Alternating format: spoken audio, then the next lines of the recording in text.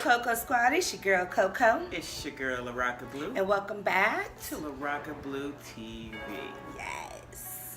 Today we're coming at you with LOCO-KOKO University. Oh.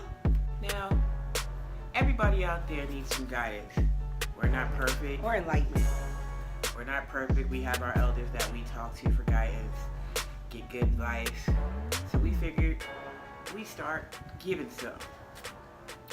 So today, what we're going to discuss is dating. Dating. More so relationships.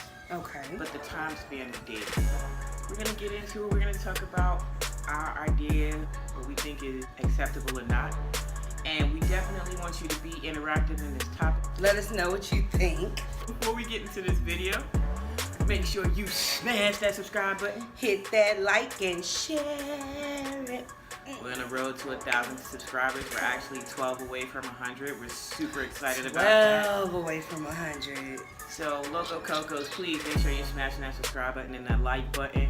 Once we get to 1,000, we're doing a giveaway. 5 lucky LOCO-KOKO squad members are going to be able to go to the LaRoca Blu apparel website and get an item of their choosing. One item.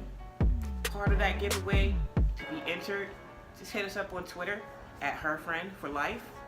Show us that you're subscribed and you got your post notifications turned on, and we're going to pick 5 from there. It's that easy. We're going to get into this subject. She don't got her special cup today, so I feel like she's cheating us. I got his cup. Just give a brief overview about your thoughts on dating. It's shot. It's not dead, but it's definitely on life support. I feel like people don't date anymore. I feel like they hook up or they jump right into the full-fledged relationship thing. And dating is a big part of a relationship to build. Personally, I agree. I'm not coming from a different standpoint. I feel like we're in a generation of hooking up. Yeah.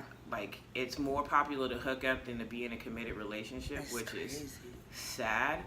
I definitely feel like men and women of this generation are missing out on some powerful stuff. Some awesome stuff. Dating is the bomb. Dating is the best. My mom always used to tell me, enjoy the art and the life of dating. Just don't be trying to be in a relationship so dang on quick. And when we say dating, we don't mean hooking up. Those words mean two different things. Yeah. We don't mean go and grab a 10-piece wing and fries with extra sauce and some soda pops, sit in the car, chill, smoke, drink, talk about nothing. We're talking courting. A deliberate plan has been made to engage you as a person from either party. Because that's point number 1. Who do you think should ask for the date? Whoever want to. Whoever want to. Whoever want to. So what do you think about girls who feel like they don't have to pursue guys? That's you know, everybody has their own perception on things. Everybody has been not trained, but taught or raised differently. They've seen different ideas. You have a lot more women out there that are more outgoing than men are. You know, than some men are. You know, they get timid. You know, folks don't like rejection. And a lot of times women be like, I know he want me. He playing. He play too hard. Forget it. I'm finna ask him if we. Forget it. I'ma do it. So if you want to, as the female, ask. Yo, you want to go to the show? There's no taboos on asking your guy for a date. I ask my husband on a date all the time. I feel like this in that situation. Know your audience. Yeah. Know your audience. Now, if you got a guy who can deal with a strong, aggressive, assertive woman, Right. and you know he can handle that, Right. then go on ahead and ask. Right. But if you got a guy who might feel taken aback by you asking, kind of fill that out before you ask. Yeah, you got to know that part. But be really good at your hit throwing game. Right. And even still, depending on which party you're dealing with, which type of guy you're dealing with, you can still ask to be on a date. That you just got to be creative on how you do it. With the ultimate goal being married, Okay. being wifed up, hubby, What's kind of like your relationship timeline from A to Z, like time frame wise? Okay, well, first of all, I'm a firm believer, because it has not been proven wrong, but I'm a firm believer that when you meet someone, even though you are being yourself, it's still your representative. You are bringing forth your best you. The representative can only last for so long. It's hard to say how long the rep can last. You need to get to know this person. You need to kind of get to know what makes them tick, what don't make them tick, how they feel about women, how they feel about things that you're important about. It's really not a time frame on it. It's hard, but it definitely ain't no 3 weeks, 3 months. I feel like I've been raised kind of the same way, but just tweaked a little bit. Point number one, you start with courting. Yeah. This is when whoever expresses interest in the other person. You start doing things that are above friendship. Yeah. You know what I'm saying? You don't have to trick out or whatever, No. or be a dozer, but you just let that person know that you're interested. When you decide to ask her out, it's not coming out of nowhere. Right. She may be a little bit prepared for you to ask her out. Once you hit that courting process, and depending on how long you've been friends with the person, if it's somebody you just met, I'd give it about a week and a half.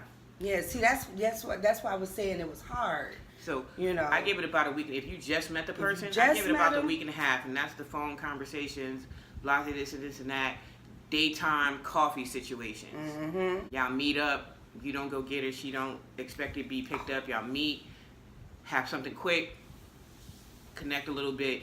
So I feel like you could do that a week and a half with somebody you just met. Mm-hmm. If you've known this person already and you're just trying to elevate the game, I say at least start laying down that you're about to ask in like 3 days. Hard 3 days. You're about to change the game. About to ask what, to date them, to be Just exclusive? to go, no, just to go on a date. Okay. So once you pass the courting process and you're actually dating, and because it's a courting process, there's no exclusivity. That doesn't mean fine-tune how to be a player. Basically, it means don't lock yourself into one person who's interested in you. You understand what I'm saying? Because you have a standard, obviously, coming into the relationship on how you want to be treated. So I think it's healthy to compare people to something. You know what I'm saying? You compare it to your standard, and how does that look in real life? So I say that you can be dating at least, or courting at least 3 people. You can actually be dating at least 3 people, because there's no sex involved. You're getting to know people. Now, when you actually start dating, I feel like you should date for 3 months. Wait a minute, I'm confused, because my idea of courting was the we're exclusive portion. Mm-mm. Dating is the getting to know portion. Mm-mm. So courting is I'm expressing interest in you. So I might feel you out, see how you feel about us going there. Mm-hmm. I might kind of take that time to respectfully see how people around you in your circle feel So about they're it. not the same thing. No. Mm. So courting is you're setting up to ask for the first date. Mm-hmm. So once you ask for the first date, you're officially dating. And you can date about 2 or 3 people, because there should be no sex going on. Mm-hmm. I know they have a lot of books out there, like they say 190 days. But I'm saying, for me, I think 3 months is the window of no sex. You're dating. Mm-hmm. And you're dating different people, and you're comparing them to your standard.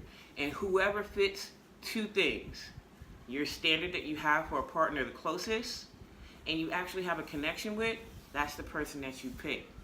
Now, once you pick them in that 3-month mark, that's when you start doing the real questions, like finding out what this person's aspirations are, like real ambitions are, like where do they see themselves in the next year, 2 years. It's not even to define the relationship pressure, but listen to those answers, because if you're serious, this person is going to be your future. Mm-hmm. And depending on who you are in the relationship, you're either going to have to submit yourself a little bit to follow their ambition so that y'all can have the life y'all want to have. I feel like you should pay attention, like if this is the life you can get on board with. Because Right. if you can't, Right. you're cool. Before anything get too serious, You can always bring that to the table and let them know that that's not what I'm into, that's not what I'm about, I would prefer not to, you know, blah, blah, blah, blah, blah. and then like when you feel like that and your feelings start taking over, I'm a firm believer of acknowledging your feelings, but don't be a fool to your feelings. Stick to the facts, in other words. No, do both. Go You on can feeling have too. no. But You keep can have your feelings, but in stick check. to the exactly. Keep your In feelings other in words, check, like- you can have your feelings, but stick to the facts. Like, you may be in love with the most wackest person in the world, a sucker, don't want to do anything, and this is whether they're a male or a female. But because of your feelings for that person, will cause you to stay and deal. How many flags do a person get? Man, flags, listen, it depends on how big this flag is. But at the max, 3 flags. Major, I got a couple. No, that's a deal breaker. In the beginning, look for your deal breakers. Mm-hmm. And if that's your deal breaker, stand firm on that. Because in the early stages, if you compromise too early, you always going to be compromising. And not even if you compromise, if you feel like, oh, I like them so much that they like me so much, or I like them so much that I think I got a potential to change them. Oh, that's the worst. You can't change, no. Stand firm on your deal breakers and let it, because you know what?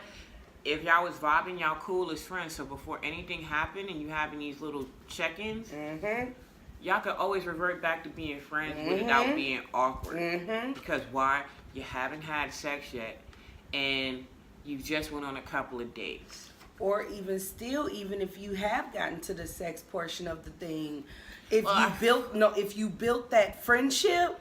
But I feel like you shouldn't be having sex with somebody that you have the potential to walk out on. Because it's like, for me, and this is my personal feeling, for me, like, sex is so important in the relationship that I can't just randomly just do that with anybody. And this is my personal thing.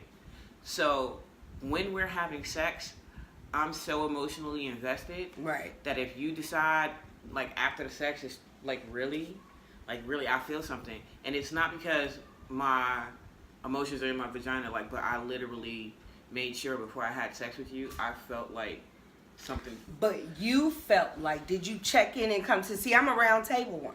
Yeah. I bring them to, like, I've been known to have I even brought my husband to the round table at the beginning. Like, you bring them to the round table. I was the realest one. Like, that's why they, everybody was like, you cool to you buy. Yo, what you trying to do? You trying to build something? Like, or you just trying to. I feel like we jumping the gun, because there's going to be a round table, or for our non-urban people, a DTR.